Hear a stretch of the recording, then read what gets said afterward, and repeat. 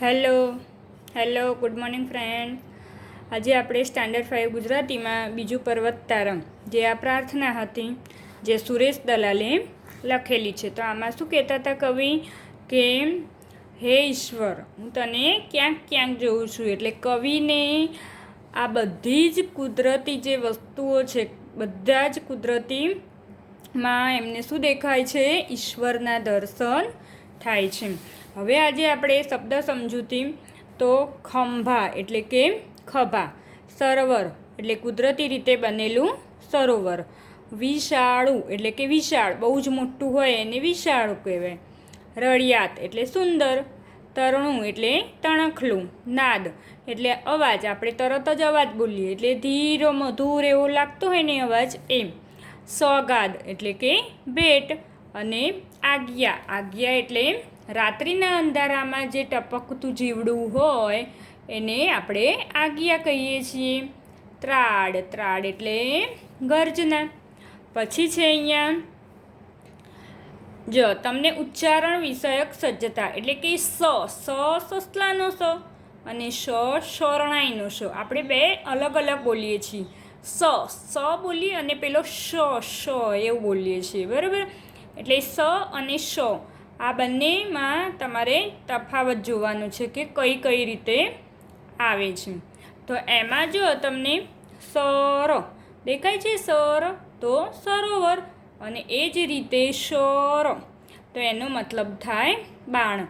એટલે આપણે ઘણીવાર કેવું થાય છે કે કોઈ બી આપણે શબ્દ બોલીએ સર તો બંનેનો મતલબ તો અલગ અલગ જ થાય છે. સર એટલે સરોવર થાય છે અને શર એટલે બાણ થાય. એ જ રીતે સાર તો સામે છે શાર, એટલે આપણે એમ તો સાર જ બોલીએ છીએ, સીધી રીતે બોલીએ તો સાર જ બોલીએ છીએ, બરાબર? પણ એનો મતલબ બંનેનો અલગ અલગ થાય છે. સાર એટલે કે કસ અને શાર એટલે છિદ્ર. એ રીતે બંનેનો મતલબ અલગ અલગ થાય છે. સત એટલે સત્ય અને શત એટલે સો. એટલે આપણે જ્યારે બોલીએ ત્યારે તો સીધું જ બોલી દઈએ સત, બરાબર? પણ એનો મતલબ અલગ અલગ થાય છે, બરાબર છે? એ જ રીતે આપણે આગળ જોઈએ. સત એટલે સત્ય અને શત એટલે સો. એવી રીતે બે છે, સુર અને શૂર. આમ આપણે સુર જ બોલી દઈએ, પણ આ શું થાય? સૂર અને આ શૂર. સૂર એટલે અવાજ અને શૂર એટલે શૌર્ય. તમે શાંતિથી બોલશો ને તો બે સ અલગ અલગ દેખાય છે, પણ આપણે ઝડપમાં બોલતા હોય ને એટલે સ કરી દઈએ, બરાબર? એટલે 3 સ છે, આપણે ષટકોણનો સ પણ છે, પણ આપણે બધું સળંગ જ બોલી દઈએ છીએ. કેશ તો એવું નથી બોલતા, કેસ જ બોલી દઈએ. પછી કયો કેસ એ ખબર ના હોય એટલે આ કેસ તો મૂક જ દો, જે વકીલાતમાં થાય છે ને. અને કેશ એટલે વાળ, કેશ આવે તો વાળ. પાસ તો આપણે સીધું પાસ જ બોલી દઈએ છીએ, પણ પાસ એટલે ઉત્તીર્ણ, કે જે તમે 3જા ધોરણમાં પાસ થઈને 4થા ધોરણમાં આવ્યા. અને પાસ એટલે કે ફાંસી આપે છે ને એ. એટલે આ સ અને શ વચ્ચેનો અલગ અલગ છે. એટલે તમારે જ્યાં સ બોલવાનું હોય ત્યાં સ જ બોલવું પડે, સર તો સ જ બોલવું પડે, અને શ તો એ શ જ બોલવું પડે, બરાબર? બધામાં સ નહીં કરી દેવાનું. હવે કૌંસમાંથી યોગ્ય શબ્દ પસંદ કરી ખાલી જગ્યા પૂરો. અહીંયા નુકસાન તો ઘણીવાર નુકસાન થઈ જાય છે, હે ને? સીવણ તો આ સી આવે. સરોવર તો ઘણીવાર સરોવર આપણે બોલી દઈએ છીએ. રિસેસ તો રિસેસ એટલે સ એ થઈ જાય છે, રિસેસ, પણ આપણે શેષ કરી દઈએ છીએ, બરાબર છે? એટલે એવું થઈ જાય છે આપણે. પછી છે સમસ્યા તો સમસ્યા. પછી શિકારમ એટલે આપણે શિકાર. શાબાશી તો શા. હવે આ જે તમારે છેલ્લે છે ને વિશેષ છે, બરાબર? એ થોડી ભૂલ છે ચોપડીમાં, એટલે મેં નીચે લખ્યું છે વિશેષ, બરાબર? એ રીતે વિશેષ. હવે તમારે સ્વાધ્યાય છે, તો નીચેના દરેક પ્રશ્નોના જવાબ એક વાક્યમાં લખવાના. તમને આવડે જ છે, બરાબર? કવિ પ્રકૃતિમાં કોના દર્શન કરતા હતા? ઈશ્વરના. તો લખવાનું કવિ પ્રકૃતિમાં ઈશ્વરના દર્શન કરે છે. કવિ કોને ભગવાનની આંખ ગણે છે? જો ચલો, ભગવાનની આંખ કોને ગણી હતી? અહીંયા દેખાય છે સરોવર, તારી આંખ. તો શું આવશે? કવિ સરોવરને ભગવાનની આંખ ગણે છે. ઈશ્વર સંતાકુકડી ક્યાં રમી રહ્યા છે? તો જો તમને દેખાય છે સંતાકુકડીવાળું આપણે કાઢ્યું હતું. ક્યાં હતું સંતાકુકડી? આ રહ્યું. દેખાય છે તમને કે સંતાકુકડી રમતા હતા. વાંચો તો એટલે તમને યાદ આવી જશે. શું હતું સંતાકુકડીમાં? રાડ ત્રાડને પછી શું છે? લાડની સાથે મોરપીંછનો સૂર. પછી સંતાકુકડી રમતો રમતો રહે નજીકને દૂર. તો શું હતું? સંતાકુકડી ક્યાં રમી રહ્યા હતા? તો મેઘધનુષ્યના રંગોમાં. દેખાય છે? મેઘધનુષ્યના રંગોમાં રમી રહ્યો રળિયાત.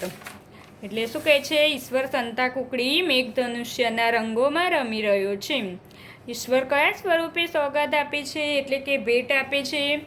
તો શેમાં આપે છે? તો ઈશ્વર ફૂલોના રંગ અને જો અહીંયા લખ્યું છે ફૂલોના રંગ અને શું કર્યું છે બીજું? સુગંધ સ્વરૂપે. દેખાય છે? સુગંધ સ્વરૂપે ભેટ આપે છે. એના પછી છે હોડી કોને હંકારતું હશે? હોડી કોણ હંકારતું હતું? તો હોડી ઈશ્વર હંકારતું હશે. હવે અહીંયા આપી છે પંક્તિ સમજાવો. તો જે મેં તમને પંક્તિ સમજાવી હતી ને એ જ છે. હવે અહીંયા ત્રીજો પ્રશ્ન, કાવ્ય પૂર્ણ કરો. તું તારણાનો હારો. તો અહીંયાથી લખવાનું તું તારણાનો તારણહારો. જ્યાં સુધી કીધી હોય ત્યાં આજ્ઞા ભમરા. તો પછી તમારે આજ્ઞા ભમરા ત્યાં સુધી આટલું લખવાનું છે. હવે સમાનાર્થી શબ્દો છે.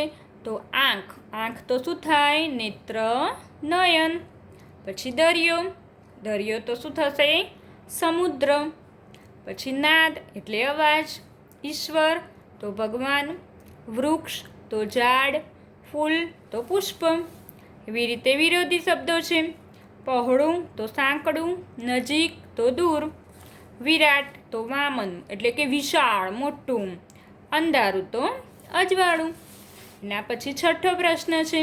ઉદાહરણ પ્રમાણે કાવ્યમાંના પ્રયાસની જોડી બનાવો. વાત તો રળિયાત. બીજ રીતે નાદ તો સોગાદ. સૂર તો દૂર. તમરા તો ભમરા. આપણે જે કાવ્યમાં જોઈને જ છે વહે તો કહે. સ અને શ જે આપણે આગળ જોઈ ગયા એના 4 શબ્દ લખવાના છે. તો 4 શબ્દ આપણે લખીએ તો શાખ અને શાક, સાપ અને શાપ, સમ અને સમ. પણ એનો અર્થભેદ પણ લખવાનો છે. તો સાપ અને શાપ તો લખી દીધું આપણે. પણ સાપ એટલે સર્પ, શાપ એટલે બધું આપણે શ્રાપ આપીએ છીએ ને એ. શાક અને શાક. તો શાક એટલે આભરું અને આ શાક એટલે ઝાડ પર પાકેલું ફળ. સમ અને સમ 2 સમ છે. તો આ સમ એટલે 7 થવું અને આ સમ એટલે તમે આપી દો છો ને વારે ઘડીએ સોગન, મારી મમ્મીના સોગન, હે ને એ સમ ફટાફટ બોલ દો છો, હે ને બધા. ઓ ઈશ્વર ભજીએ તને મોટું છે તુજ નામ. આ પંક્તિને આધારે બીજી 3 પંક્તિ લખવાની છે. ઓ ઈશ્વર ભજીએ તને મોટું છે તુજ નામ. ગુણ તારા નિત ગાઈએ થાય અમારા કામ. હેત લાવી વસાવતું સદા રાખ દિલ સાફ. ભૂલ કદી કરીએ અમે તો પ્રભુ કરજે માફ. આ એ રીતે લખવાની છે, બરાબર. હવે આ સ્વાધ્યાય છે મેં આખું સમજાવી દીધું. હવે તમારે આ બીજું આપણે જે પ્રાર્થના હતી એ પૂરું થઈ જાય છે, પર્વત તારા. હવે તમારે નોટમાં કેવી રીતે લખવાનું છે એ હું તમને આ વિડીયો તો મોકલે જ છે, બરાબર, સમજાવી લઉં. અને આના પછી તમે હોમવર્કમાં જોઈ લેજો, PDF મોકલેલી છે. એટલે ખાસ હવે તમારે રોજ હોમવર્ક જોઈ લેવાનું. PDF છે એ પ્રમાણે તમારે નોટબુકમાં લખવાનું છે. અને ચોપડીમાં આ રીતે પેન્સિલથી લખી દેવાનું છે. એટલે આ મેં જે લખ્યું છે પેન્સિલથી, આ એ જ રીતે તમારે પેન્સિલથી ચોપડીમાં લખી દેવાનું છે. અને આમાં પણ પેન્સિલથી ચોપડીમાં લખી દેવાનું છે આટલું. આ પતે પછી નોટબુકમાં PDF મોકલું છું એ પ્રમાણે નોટબુક કમ્પ્લીટ પહેલો પાર્ટ અને બીજો 2 પૂરા કરી દેવાના છે. આવતી વખતથી આપણે ત્રીજો લઈશું.